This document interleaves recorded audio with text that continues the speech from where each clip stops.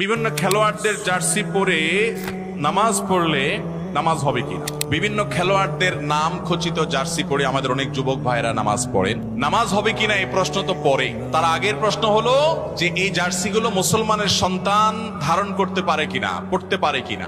আচ্ছা, আপনার বাবাকে বা আপনার মাকে গালমন্দ করে কিংবা আপনার মায়ের সতীত্ব নিয়ে প্রশ্ন করে এরকম কোন লোক যদি থাকে যে আপনার জন্ম নিয়ে বাজে কথা বলে, এই লোকটা যত ভালো পারফরমেন্স দেখাক যে কোনো সেক্টরে, কখনো আপনার হৃদ্যতা, তার সাথে কখনো আপনার সম্প্রীতি, তার ভক্ত হওয়া, তার ভালোবাসা, এটা কোনোদিনই সম্ভব হবে না।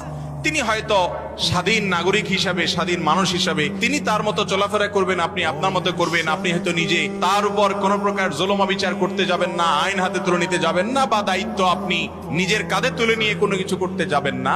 সে যদি অপরাধী হয় আপনার চোখে, সে যদি ভুল পথে থাকে, আপনি সেটাকে অ্যাপ্রিসিয়েট করতে পারেন না। আজ আমরা গোলালো মুসলমান হয়ে গেছি ভাই। এই কথাগুলো হজম করার মতো ইমানের শক্তিও আমাদের নাই।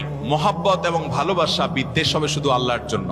আপনি যদি অতি উদার হন এবং অতি উদার হয়ে আল্লাহর সঙ্গে কুফরি করে নিজেদের শরীরে এমন সব ট্যাটু অঙ্কন করে রেখেছে যেই ট্যাটুগুলো সরাসরি মুসলমানদের বিরুদ্ধে শত্রুতার স্বাক্ষর রাখে, প্রমাণ রাখে, এইরকম লোক, অথবা এই ট্যাটু আঁকা না থাকুক, এই মানুষগুলোকে আপনি পরম ভালোবাসা, মায়া দিয়ে তাদের ভক্তি প্রকাশ করে তাদের জার্সি গায়ে পড়ছেন। আপনি যদি নিজেকে মুসলিম দাবি করে থাকেন, আল্লাহর জন্য আল্লাহর কাছে নিজেকে সমর্পণ করে থাকেন, আনুগত্যের মুহাম্মদ সাল্লাল্লাহু আলাইহি সাল্লামের উম্মত দাবি করে থাকেন, এটা কখনো আপনার জন্য শোভনীয় হতে পারে।